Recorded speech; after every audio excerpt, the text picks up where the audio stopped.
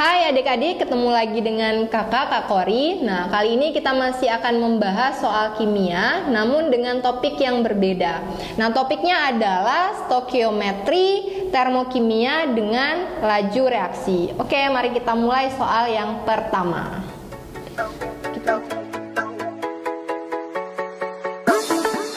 Oke, selanjutnya kita bahas soal pertama terkait dengan stokiometri. Nah, di soal ini berbunyi unsur N dan O membentuk dua senyawa binar dengan rumus molekul N2O dan N2O5. Maka perbandingan dari massa unsur N dalam senyawa pertama dan senyawa kedua berdasarkan hukum Dalton adalah langkah pertama kita bisa membuatkannya dalam bentuk tabel untuk menuliskan perbandingan dari massa-massa unsur masing-masingnya. Pertama kita buat untuk senyawa N2O dan yang kedua adalah N2O5.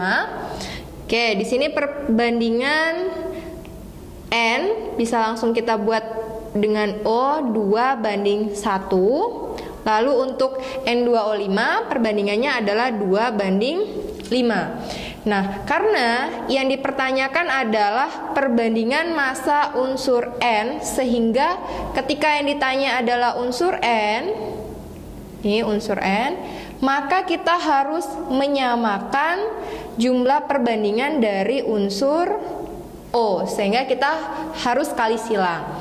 Nah, di sini O-nya 1, di sini 5. Berarti kita kali ini kali 5, ini kali 1, sehingga kita bisa buat perbandingan yang barunya.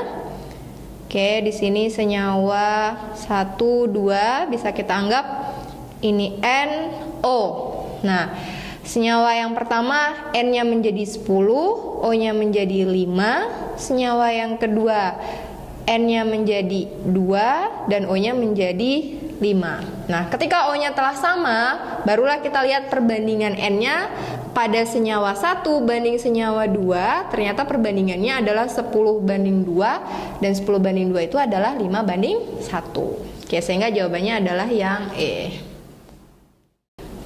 Selanjutnya kita bahas soal nomor 2. Nah, di soal ini berbunyi pembakaran 30 mili suatu hidrokarbon yang berwujud gas membutuhkan 135 mili oksigen. Nah, pembakaran tersebut menghasilkan 90 mili gas karbon dioksida dan sejumlah air. Maka rumus molekul hidrokarbon yang dimaksud adalah, langkah pertama adalah kita buat terlebih dahulu reaksi pembakaran dari hidrokarbon tersebut. Nah, hidrokarbon ini kita misalkan sebagai CXHY. Ini CXHY. Lalu kita tulis reaksi pembakarannya CXHY plus O2.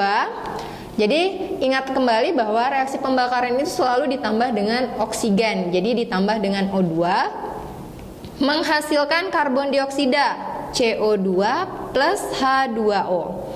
Nah, lalu informasi volume yang diberikan di soal ini bisa langsung kita jadikan sebagai koefisien dari masing-masing senyawa yang direaksikan.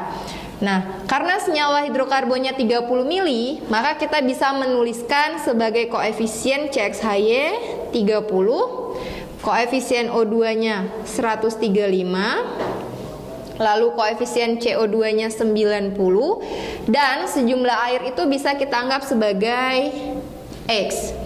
Nah, karena berhubung nilainya di sini begitu besar, sehingga bisa kita sederhanakan, sama-sama kita bagi 15, sehingga jadinya kita tulis ulang 2 CXHY plus 9 O2 menghasilkan 6 CO2 dan XH2O. Nah, dari sini tugas kita adalah menentukan X dan Y-nya. Nah, di mana X itu adalah jumlah atom C dan Y adalah jumlah atom H. Nah, untuk H sendiri di kanan ternyata nilai X di sini belum diketahui, sehingga kita harus mencari terlebih dahulu dengan menyamakan jumlah atom O. Jadi kita lihat atom O di kiri dan di kanan Jadi atom O di kiri sama dengan di kanan. Nah, di kiri ternyata atom O berjumlah 18, di kanan berjumlah 12 ditambah X, sehingga X-nya adalah 6. Sehingga di sini bisa langsung kita ganti 6. Ini bisa langsung kita ganti menjadi 6. Nih, jadi 6H2O. Nah, maka demikian dengan mudah kita bisa menentukan CXHY, di mana X untuk atom C di kiri 2X sama dengan di kanannya 6, sehingga X sama dengan 3. Untuk Y sendiri ada 2Y sama dengan ini 12, berarti Y-nya sama dengan 6, sehingga yang dimaksud CXHY sama dengan C3H6, sehingga jawabannya yang A. Oke, kita lanjut soal nomor 3. Nah, soal nomor 3 ini masih tentang stokiometri, di mana soalnya berbunyi, dalam suatu percobaan 3,52 gram CO2 dan 0,72 gram H2O diperoleh dari pembakaran hidrokarbon. Nah, hidrokarbon tersebut adalah, nah lagi-lagi kita buat reaksi pembakaran hidrokarbonnya. Oke, bisa kita tuliskan CXHY ditambah dengan O2 menghasilkan CO2 plus H2O. Nah, di sini ternyata yang sudah diketahui adalah massa dari CO2 dan massa dari H2O. Nah, sebenarnya soal ini kekurangan informasi AR, cuman tidak masalah. Sebenarnya untuk AR dari C, H, O, dan N, setidaknya kita harus mengetahuinya. Nah, ARC berjumlah 12, H1, O 16, dan N 14. Jadi, untuk adik-adik ini harus sudah diketahui. Oke, kita lanjut. Berikutnya, karena informasi massa dari CO2 sudah diketahui, bisa kita tuliskan massanya 3,52 gram, H2O-nya 0,72 gram. Di sini kita bisa menentukan mol dari masing-masing senyawanya. Oke, kita tulis molnya 3,52 per mR dari CO2. Setelah dihitung ternyata dapatnya 44, sehingga ini perhitungannya diperoleh 0,08 mol. Nah, untuk H2O sendiri kita cari molnya 0,72 per 18. Oke, 18 dari mana? Dari mR-nya H2O. Sehingga hasil pembagiannya diperoleh 0,04 mol. Nah, mol yang udah diperoleh itu bisa kita tuliskan sebagai koefisien dari zat yang diketahui. Jadi bisa kita tuliskan ulang. CXHY plus O2 menghasilkan, ini bisa saja kita sederhanakan menjadi 8 CO2 ditambah 4 H2O. Nah, karena jumlah C di kanan dan jumlah H di kanan sudah diketahui, maka dengan mudah kita bisa menentukan CXHY, di mana CXHY jumlah C di kanan 8, ini 8, H di kanan juga 8, sehingga senyawanya adalah C8H8. Jawabannya yang D. Oke, kita lanjut soal nomor 4. Nah, di soal nomor 4 ini ada gambar 2 tabung dari masing-masing gas. Gas yang pertama adalah ARHE dan gas yang kedua adalah N2. Nah, tekanan total mula-mula tabung pertama itu sejumlah 98,4 atm. Yang dipertanyakan adalah berapa tekanan total dari kedua tabung jika keran dibuka dan gas yang mengalir dianggap gas ideal. Nah, di sini karena sudah disampaikan bahwa gas yang mengalir adalah gas ideal, kita bisa menggunakan persamaan dari gas ideal, yaitu PV sama dengan nRT. Nah, yang dipertanyakan adalah tekanan total dari kedua tabung, sehingga kita tuliskan ulang, P-nya itu sebagai P total dikali volumenya sebagai volume total, maka N-nya juga sebagai N total dikali R dikali T. Nah, jadi kita bisa menggunakan persamaan yang terakhir ini. Nah, lalu kita bisa menuliskan dari yang diketahui di soal. Nah, ternyata yang diketahui di soal adalah tekanan total mula-mula dari tabung pertama. Oke, berarti sudah ada. Nah, sebenarnya kita tidak membutuhkannya. Kenapa? Karena P totalnya kita bisa langsung menentukan dari rumusan ini. Nah, untuk V total sendiri itu adalah volume yang tabung pertama ditambah volume tabung kedua.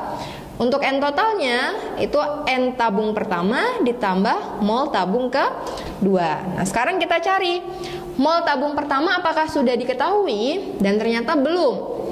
Nah, mol tabung kedua ternyata sudah diketahui nilainya 1 mol. Oh, ternyata informasi yang menyatakan tabung pertama ini gunanya untuk menentukan mol dari tabung 1. Oke, berarti kita tuliskan molnya P kali V per RT, di mana tekanannya 98,4 kali volumenya 1. Satunya dari mana ini?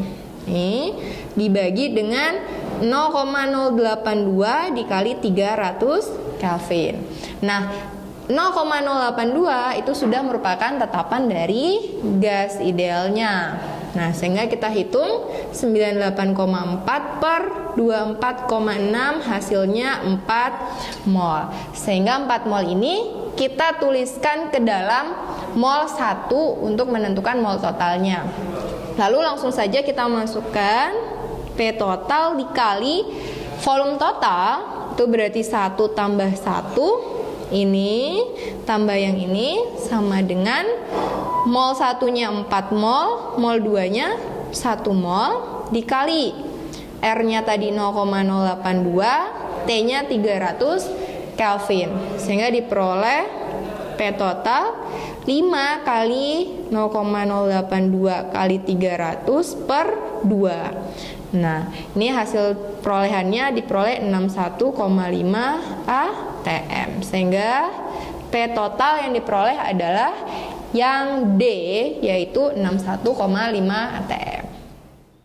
Oke, kita lanjut soal nomor 5. Nah, soal nomor 5 ini berganti topik. Topiknya adalah termokimia.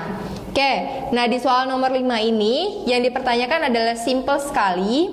Bagaimana proses endoterm terjadi? Nah, kita ingat kembali bahwa endoterm